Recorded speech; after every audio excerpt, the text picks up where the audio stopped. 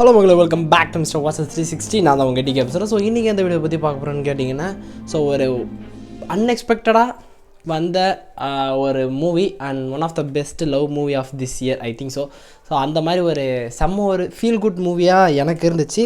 So எல்லாருமே already இதை பற்றி பேசி நிறைய பேர் ரெக்கமெண்ட் பண்ணி எல்லோரும் முடிச்சாங்க. ஸோ நானும் இந்த மூவியை பற்றி பேசணும்னு நினச்சேன். ஸோ அதனால தான் இந்த வீடியோ. இன்னமும் இந்த மூவியை பார்க்கலாம். ஸோ கண்டிப்பாக ட்ரை பண்ணி பாருங்கள். வித் லவ் மூவி பற்றின ரிவ்யூ தான் இன்றைக்கி நம்ம இந்த வீடியோவில் பார்க்க போகிறோம். ஸோ ஸ்டார்ட் பண்ணலாம். அதாவது என்னென்னா, இந்த ஒரு மூவி வந்து ஒரு அன்எக்ஸ்பெக்டடாக எந்த ஒரு எதிர்பார்ப்பும் இல்லாமல் பெரிய ஆரவாரம் இல்லாமல் வந்த ஒரு மூவின்னு நினைக்கலாம். ஸோ ஆக்சுவலாக நான் தேட்டர்லலாம் பார்க்கல, ஓடிடி ரிலீஸில் தான் பார்த்தேன். ஸோ இன்னமும் ஒரு செம்ம ஒரு feel good and fun love மூவின்னு சொல்லலாம். அந்தளவுக்கு ஒரு மாதிரி அந்த ரைட்டிங் வந்து அவ்வளோ பக்காவாக இருந்துச்சு. அண்ட் ஒரு மாதிரி அந்த ரைட்டிங்கில் எந்த அளவுக்கு டெப்த்து கொடுக்க முடியுமோ அவ்வளோ அழகான அந்த டெப்த்து இருந்ததாட்டி தான் அந்த ஸ்டோரியை நமக்கு கன்வின்ஸ் பண்ணுற மாதிரி கொடுத்துருந்தாங்க அப்படின்ற மாதிரி ஃபீல் குட்டாக இருந்துச்சு. ஸோ ஒரு நல்ல ஒரு ஹாப்பியாக ஒரு ஹோல்சமாக ஒரு மூவி பார்க்கணும்னு நினச்சிங்கன்னா டெஃபினட்டாக இந்த மூவியை ட்ரை பண்ணி பாருங்கள். உண்மையாகவே ஒரு செம்ம ஒரு feel good wholesome movie. And அதையும் தாண்டி ஒரு மாதிரி அந்த ஸ்டோரியில் சொல்லப்பட்ட லவ் ஸ்டோரி வந்து நிறைய பேத்துக்கு மேபி கனெக்ட் ஆகிறதுக்கான பாசிபிளும் இருக்குது. ஸோ ஃபர்ஸ்ட் ஆஃப் ஆல் இந்த மூவியோட ஒரு ஒன்லைனாக அப்படி சொல்லணும்னு நினச்சிங்கன்னா, ஹீரோ அண்ட் ஹீரோயின் போத் ரெண்டு பேருமே ஒரு அதாவது மேட்ச் தேடிட்டு இருக்கிறாங்க மேரேஜுக்கு. ஸோ அந்த மாதிரி போட்டதில் ஸோ ரெண்டு பேர் மீட் பண்ணும்பொழுது அவங்களுடைய ஸ்டோரியை பற்றி ஏதாவது ஒன் சைடு இருக்கா அப்படின்ற மாதிரி பேசும்பொழுது நடந்த அந்த ஒரு இன்சிடெண்ட்லேருந்து ஸ்டார்ட் ஆகிற மாதிரி தான் இருக்கும். ஸோ அந்த ஸ்டோரிக்கு அப்புறமா தான் தெரியும் ஹீரோ அண்ட் ஹீரோயின் ரெண்டு பேர்த்துக்குமே ஒரு அன்எக்ஸ்போஸ்டு ஒரு லவ் இருக்கிறதா மென்ஷன் பண்ணியிருப்பாங்க. லைக் கைண்ட் ஆஃப் அந்த ஒன் சைட் லவ் அப்படின்றத அதை வந்து பயங்கர டிஃபைன் பண்ணியிருப்பாங்க. ஆக்சுவலாக அதை எப்படி எந்த அளவுக்கு அழகாக போர்ட்ரேட் பண்ண முடியுமோ அந்த அளவுக்கு அழகாக போர்ட்ரேட் பண்ணி, அண்ட் இதில் ஒரு இன்ட்ரெஸ்டிங்கான ஒரு விஷயம் என்னென்னா, ரெண்டு பேரும் ஒரே ஸ்கூல் தான், பட் செக்ஷன் வேறு. அவங்க 10th என்னமோ சம்திங் படிக்கிற மாதிரி நினைக்கிறேன். ஸோ இந்த மாதிரி ஒரு ஃபீல்டில் இருக்கிற ஒருத்தவங்க, ஸோ அப்படி இருக்கிற அந்த ஒரு லவ் வந்து ரெண்டு பேரும் ஒருத்தவங்க சொன்னதுக்கப்புறமா அடுத்தவங்க அங்கே சொல்லும் பொழுது ஸோ ரெண்டு பேரும் பிளான் பண்ணி ஓகே ரெண்டு பேருமே நம்மளுடைய லவ் எக்ஸ்போஸ் பண்ணுறத ஒரு ட்ராவலாக எடுத்துப்போம். ஸோ அந்த ஜேர்னியில் நமக்குள்ளார பேசி நம்மக்குள்ளார ஒரு நல்ல அண்டர்ஸ்டாண்டிங் இருந்தால் அடுத்த இதுக்கு போகலாம் அப்படின்ற மாதிரி. ஸோ இந்த மாதிரி ஒரு ஃபிக்ஸ்டான ஒரு மைண்ட் செட்டில் இருக்கிற மாதிரி தான் அந்த இதுலேருந்து ஸ்டார்ட் ஆகிற மாதிரி இருக்கும். ஸோ உண்மையுமே ஒரு செம்ம ஒரு ஹோல்சமான அந்த ரைட்டிங் வந்து அவ்வளோ சீக்கிரமாக உட்கார வச்சிச்சு. ஏன்னா அந்த ஸ்டோரி வந்து அவ்வளோ சூப்பராக ரெண்டு பேர்த்துக்குமே அந்த லவ்வை வந்து நல்லா எக்ஸாஜரேட் பண்ணி அவ்வளோ அழகாக பியூட்டிஃபுல்லாக காமிச்சது. ஸோ அதுக்கப்புறம் போகிறது எப்படி இருக்குன்ற இன்ட்ரெஸ்டிங்காக ஆட்டோமேட்டிக்காக கொடுத்துச்சு. ஸோ அதுக்கப்புறமா அவங்க ரெண்டு பேரும் சேர்ந்து எப்படியெல்லாம் கான்டாக்ட் பிடிச்சி ஸோ அவங்கள மீட் பண்ணி அவங்க எப்படி எக்ஸ்போஸ் பண்ணாங்க இல்லையான்றதை அவ்வளோ சூப்பராக பண்ணியிருந்தாங்க. சீரியஸ்லி செம்ம ஒரு ஒர்த்தான ஒரு மூவி. அந்த ஒரு ட்ராவல் அந்த ஜேர்னி வந்து அவ்வளோ பியூட்டிஃபுல்லாக சூப்பராக கொண்டு போய் அவ்வளோ எலகண்ட்டாக கொடுத்துட்டாங்களான்னு தோணுச்சு.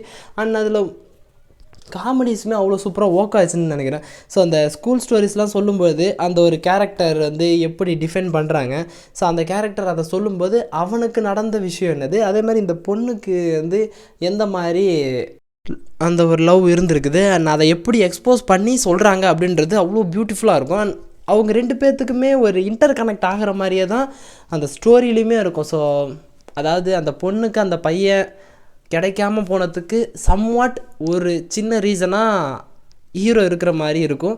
அண்ட் அதே மாதிரி ஹீரோவுக்கான இது வந்து அவனுடைய ஃப்ரெண்டாட்டி அந்த ஒரு லவ் எக்ஸ்போஸ் பண்ண முடியாமல் ஸோ அதில் நடக்கிற ஒரு பிரச்சனையாக இருக்கும். ஸோ இந்த மாதிரி நிறைய விஷயங்களை வந்து சொல்லிவிட்டு ஸோ அதுக்கப்புறமா அந்த ஜேர்னியை ஹோல்சமாக ஸ்டார்ட் பண்ணும்போது அவங்களோட ஃப்ரெண்டை கான்டாக்ட் பிடிச்சி அதுக்கப்புறமா போவாங்க.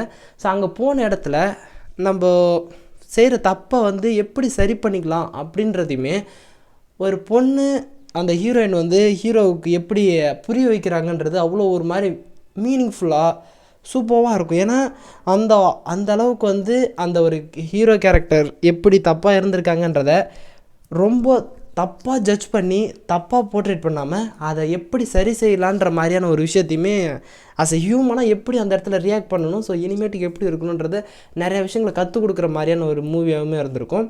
அண்ட் அதே மாதிரி அந்த ஒரு ஆஃப்டர் அந்த ஒரு இடத்தெல்லாம் கண்டுபிடிச்சி எல்லோரும் மீட் பண்ணதுக்கப்புறமா அந்த ஒரு ஹீரோவுக்கு அந்த ஒரு பதட்டம் இருக்கும். ஸோ நம்ம இன்னும் அந்த ஒரு லவ் எக்ஸ்போஸ் பண்ணலன்றப்போ கைண்ட் ஆஃப் ஃபியர் இருக்கும். ஸோ அந்த பொண்ணுக்கு ஆல்ரெடி கல்யாணம் ஆகிருக்கும். ஸோ அந்த பொண்ணை பார்த்து பேசணும்னு சொன்னப்போ அந்த ஒரு தயக்கம் இருக்கும்பொழுது அது ஒரு மாதிரி ரொம்ப டிஃப்ரெண்ட்டாக இருந்துச்சு. அண்ட் நீங்கள் வந்து அந்த ஹீரோ கேரக்டரோட சம் பீப்புள்ஸ் வந்து ரிலேட் பண்ணிக்கிறதுக்கான பாசிபிலிட்டிஸ் இருக்குது. ஸோ அந்த கேரக்டர் அந்த மாதிரி தான் டிஃபைன் பண்ணியிருப்பாங்க. ஸோ ஒரு மாதிரி கைண்ட் ஆஃப் அந்த பொசசிவ்னஸ் வந்து டிஃப்ரெண்ட்டாக இருக்கும்.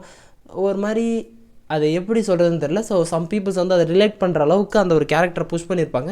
அட் த சேம் டைம் அந்த ஒரு ஸ்டோரியில் அவங்க சொன்னப்போ அந்த ஒரு ஹீரோ கேரக்டர் எந்த அளவுக்கு அந்த ஒரு பொண்ணை பிலீவ் பண்ணியிருந்தா, ஸோ அவர் ஓகே அப்படின்னு சொல்லிட்டு அதெல்லாம் கரெக்டாக செஞ்சு அவர் செஞ்ச தப்பை திருத்திக்க ட்ரை பண்ணுவாருன்ற மாதிரி அதை அவ்வளோ அழகாக பியூட்டிஃபுல்லாக சொன்ன மாதிரி எனக்கு ஃபீலாக இருந்துச்சு.